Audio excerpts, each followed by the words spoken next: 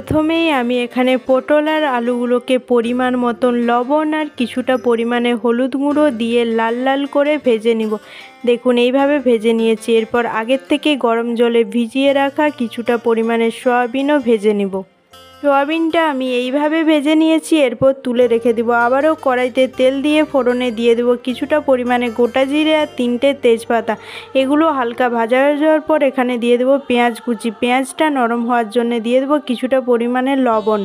পেঁয়াজটা যখন হালকা বাদামি রঙের হয়ে যাবে তখন এর মধ্যে দিয়ে দেবো আদা, রসুন আর কাঁচা লঙ্কার পেস্ট। মশলা ভাজা হয়ে যাওয়ার পর দিয়ে দেবো হলুদ গুঁড়ো আর লঙ্কার গুঁড়ো। দেখুন মশলার কালারও খুব সুন্দর এসছে আর মশলা থেকে খুব ভালোভাবে তেলও ছেড়ে দিয়েছে। এরপর দিয়ে দিব আগের থেকে ভেজে রাখা পটল, আলু আর সয়াবিনগুলো।